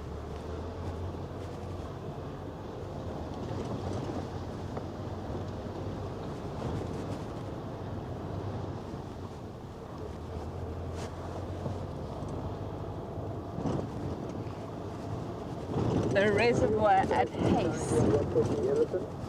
I'll never not see it with a giraffe all around it, or with cheetah jumping on the walls. I've seen the cheetah jump on the walls of that reservoir a number of times. Let's see if any of you have questions or comments. The hyena. Yeah, that was a hyena complex, not a hyena den, not a normal den, a whole hyena complex.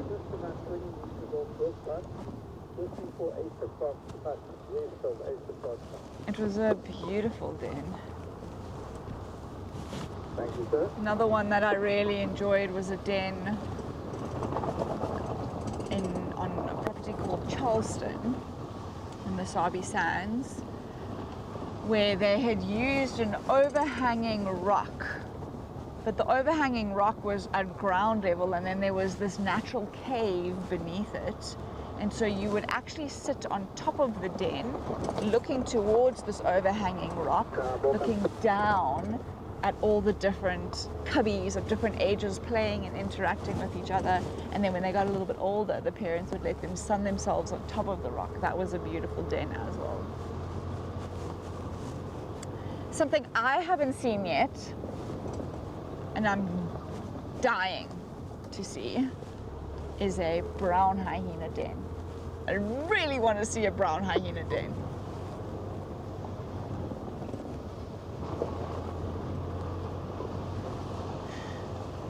But I'm sure at some point in my life I'll get that right. Just don't know when that point will be. On Rietspruit, which informed me. Copy, thank you. Now it was the self-assessment for the Southern. After then I'll help you there. Thank you.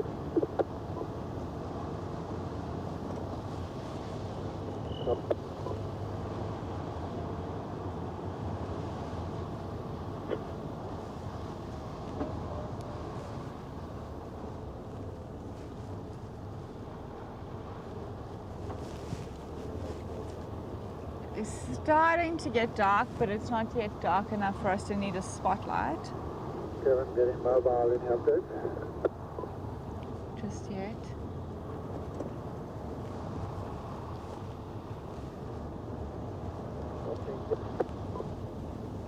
Lowveld. Bell line, circuit front. The crowd of circuit down. These elephants. You can, I don't know if you can see it, I can see it. I can see that it's cold. There's a difference in the appearance of an evening in the bush when it's cold. It's just a little icier, a little bit more blue as opposed to hue oranges and things like that. So today it feels like winter. It's been a long time since I've done a live drive.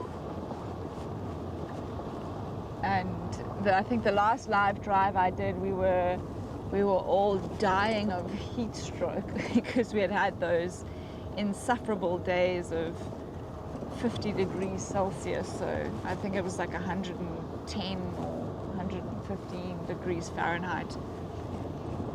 But those are far in our memory right now. Although we can't complain, our winters do not get very cold here. The mornings have a bit of a bite. They're chilly, and the evenings after the sun has set can get quite cold. But the middle of the day, shorts and t-shirts are more than appropriate. It's never teeth-chatteringly cold in the middle of the day. So we do love the Lowveld for that, for keeping us warm.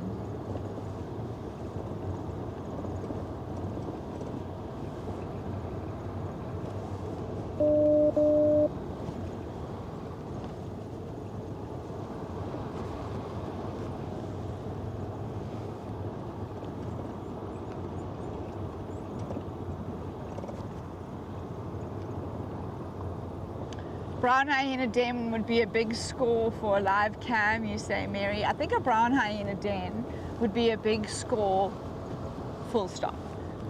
But I can't imagine we would ever find something like that and not put a live cam up for you. I'm sure that VM would have your backs on that almost immediately.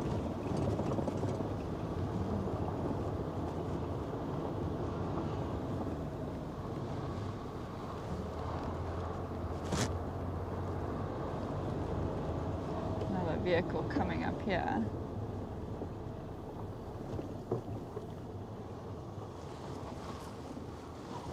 Hi there. How are you? Oh, the Ellies. Yeah.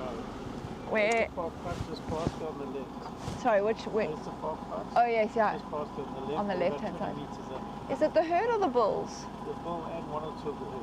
And what was he like? No, that's a park. Okay. Yeah. He put this dent in our car yesterday. Oh, really? Yeah. Where's that? No, yesterday. Had fun.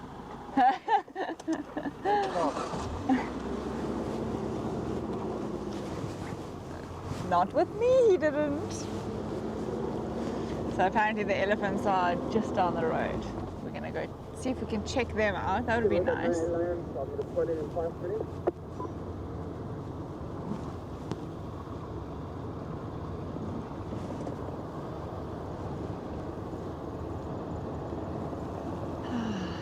It's very beautiful. There's nothing quite like being out at dusk. Yeah, James is catching it there. How pretty it is. The sky is exquisite, but can you feel it? Can you feel that it's chilly? Is that a vertebra? I'm not sure. Right, we'll have a look. We'll scratch around for the elephants. If they are easy to see and we can find them and enjoy them, then that's of course what we'll do. Otherwise, we will move on and see if those hyenas are in the area around Mamba Dam. We're going to be spending some time in that area now, checking if there's tracks or any indication that they could be hanging out there more frequently than normal. We've always had tracks on that road, and they could easily have a den that they've used for many seasons that we just haven't found yet because it is thick in that area. But it might be worth, if we start seeing lots of tracks, hearing them in the evenings, hearing them in the mornings, seeing them more regularly, it might be worth going and taking a walk in that area just to see if there's anything going on there.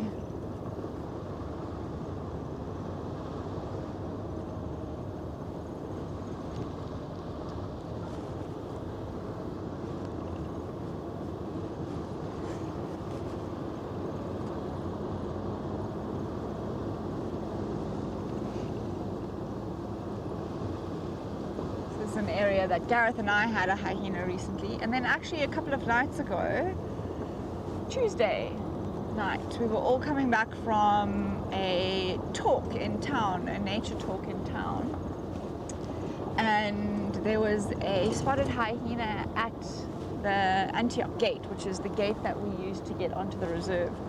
So all of the whole team got an amazing sighting of a female.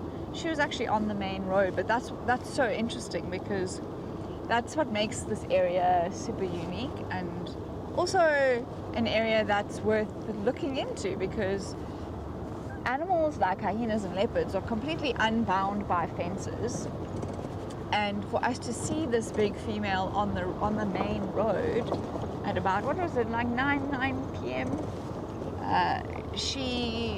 She was not relaxed. She was pretty stressed about being out of the reserve, but she looked like she knew where she was and where she was going. And so it's just amazing that there are animals, wild animals, that can use the towns, use the roads, use human infrastructure and still carve out an existence for their species.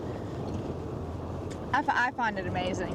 And it's actually the first time I'd seen a big species on the road. I've seen rivet monkeys and mongooses, Miller's mongoose, banded mongoose, duiker relatively frequently, jackal. I've seen jackal on the main road. But this was the first time I had seen spotted hyena. So it was nice. James, who lives in the area, he's seen leopard on the road. Brent has also said that he's seen leopard on the road. Gareth and I have lived here for 9 months. We have not seen leopard on the road. But our time will come, I'm sure. And then you will all know all about it.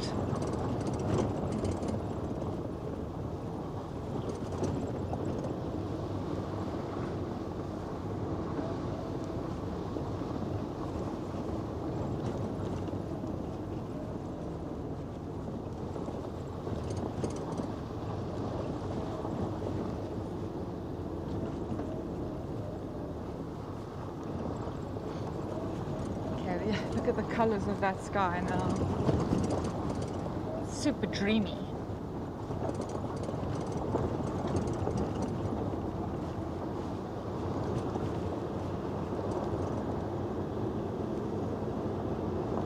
I've located what looks like a tall elephant between Rietspruit and the southern fence line on Ulster Park track. Eastern Park. We may or may not get these elephants. We'll have to try and see. Oh yeah, the elephants, Mary. The elephants were a very interesting start to Emma and Tristan's drive yesterday. That bull. We did chat about it, I think, before you hopped on drive. Ah, look at that. I'll stop for a second and James can just show you. I mean, I know you've been seeing it, but those mountains in the distance. Spectacular. Bathed in sunlight. Oh, wow.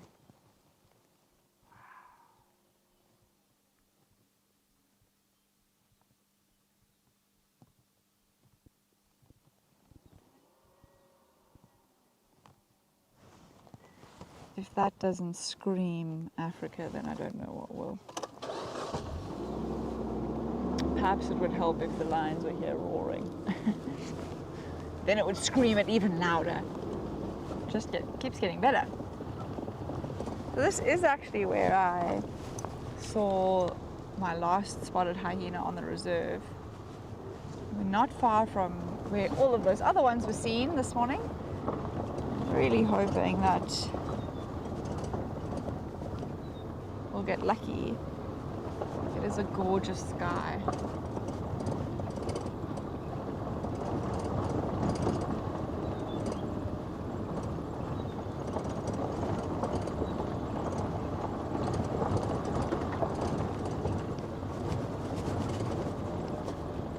Oh, come on, hyenas. Come show yourselves.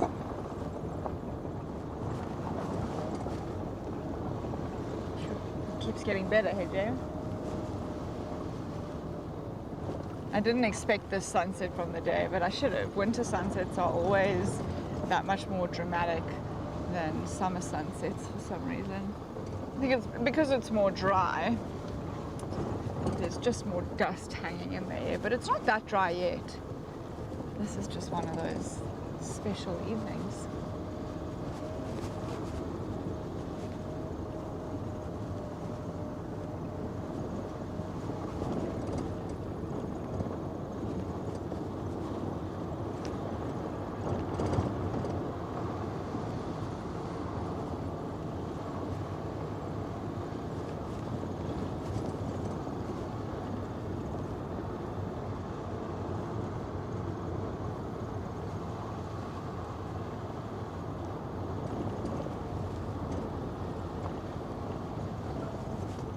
It's actually the time of night that you'd expect the hyenas to start calling as well, those contact calls, that kind of call. They'll do it any time of the day, but as the day cools down and they start waking up, that's when they start getting vocal. And it's mainly because sound just carries further at night. And of course they're nocturnal. Hot air rises, and in the day the audio is lifted upward, whereas at night when it's cool, especially on a cool evening like this, you can expect that the sound is going to travel further because it's not being carried away by the heat that's rising. It's cold air sinks and keeps sound close to the ground so it can travel along the surface of the ground. This is the last area that the elephants were in, but it's also exactly where I want to be looking for.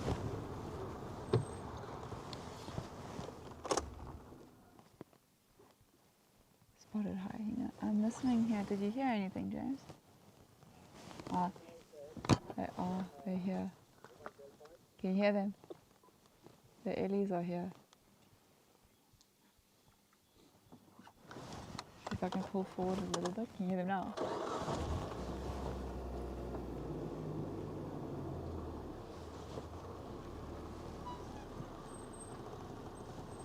Definitely in here.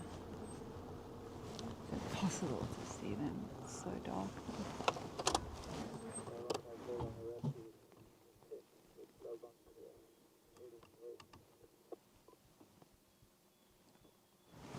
you can turn the ambient mic up and then maybe you'll be able to hear them feeding. But it's tricky for us to see them. I can actually smell them more than I can hear them.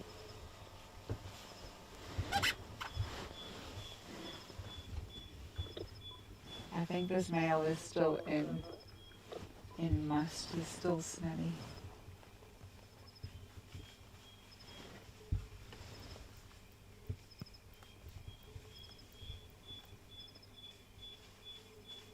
Sound seems to be getting further away from us. I don't know if maybe they're actually moving deeper into the bush here. Probably. Probably more than likely.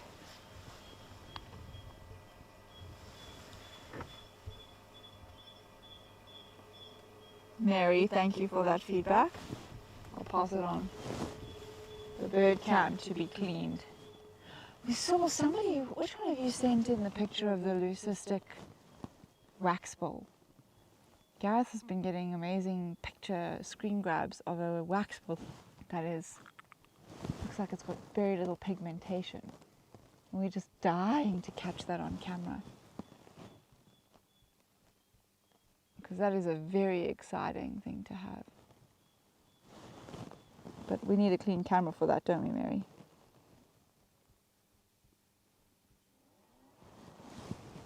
So we have a couple of minutes left. These elephants, I think, are moving deeper into the bush, so for us to actually see them, it's a bit tricky.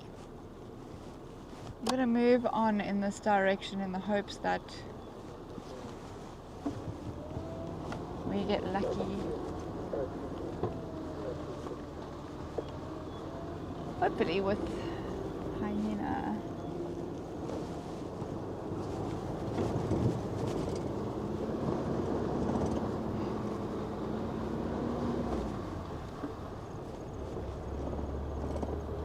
A spotted hyena would make my day, would make my whole month.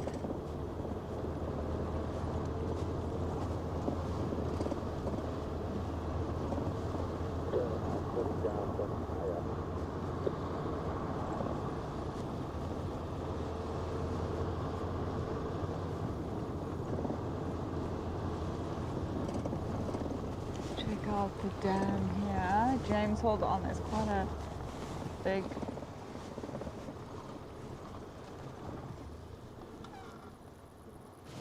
pothole. Oh, it's even bigger than I thought. You good?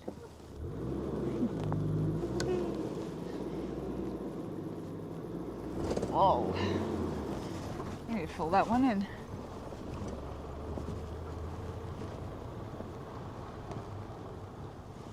Come on, girls.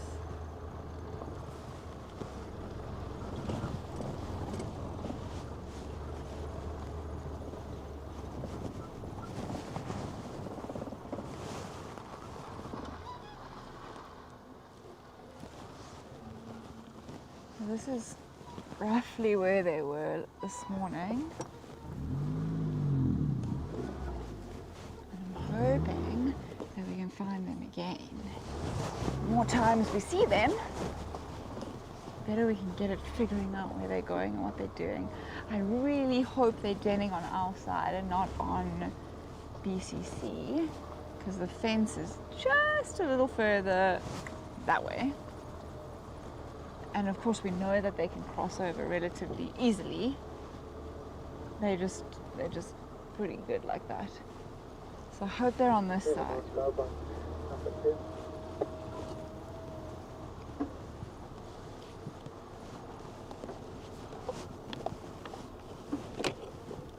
Kevin for Victoria. I'll go ahead. Kevin, where were the 4 spotted hyenas seen this morning?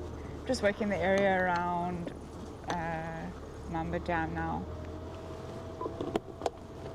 I did send Gareth a pin that Sandy sent me. I wasn't there myself, but they were basically around the deep slopes just inside, Okay. well, just south of of the Rietspruit crossing with Rietspruit.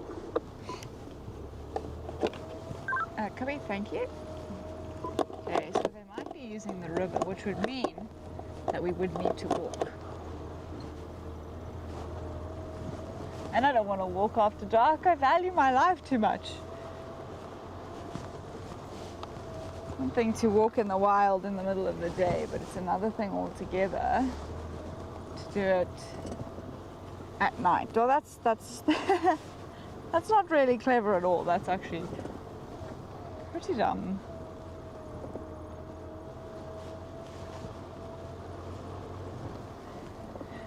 I have actually been on a nighttime bushwalk before, but it was when I was young and dumb and didn't realize that that was not the thing to do. And I wasn't the most experienced person there. I was just one of the new green guides, excited to learn, excited to be out.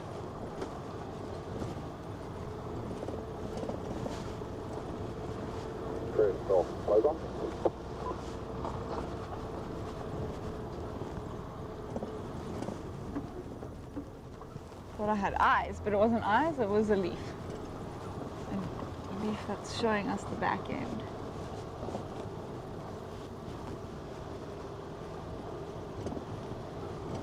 Just drive the fence towards the deep slope again and check if there's any indication of them here, just in case.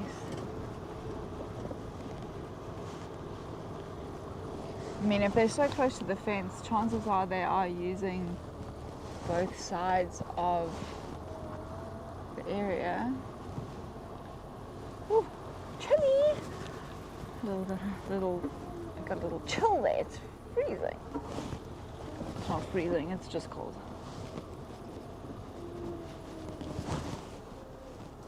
This is where we had those male lions not too long ago, pacing up and down, trying to chase one another through the fence. Our males and the BCC males having a go at each other through the fence a few days ago. If you're one of our Patreons, I think that will probably be one of the videos that you'll get soon as a bonus to your package if you're one of the pack, or if you're an alpha, part of your perks. I'm going to test James on his first live experience. James, his eyes have gone, which means it must have been an antelope. If it wasn't an antelope, I don't think it would be gone. Having this female by Rietspruit Park, Not bad. the block was the fence line opened up. Not bad. Probably a duiker. We haven't actually seen many duiker today, and duiker are kind of our... duiker should basically be the mascot of the Rietspruit Game Reserve. And warthog. There's not that many warthog, we just see them around Haste. Duiker LP. That's awkward. In reverse.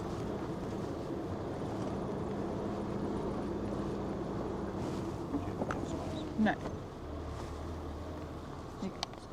Okay, cool. I can't believe 2 hours have flown by so quickly. And I must tell you that I'm super thrilled that we managed to see both the 5 lionesses in the pride and the males. And although they weren't together, it was actually really special to be with them. And of course, hear the elephants and know that somewhere around here we could have a hyena den, or very exciting prospects. For those of you who are our pack members, we will see you tomorrow for tomorrow afternoon's pack chat. For everybody else who's joining us on the public stream on YouTube, we will see you next month, same time roughly, and same place. We'll let you know and we'll see you then. Goodbye, everybody.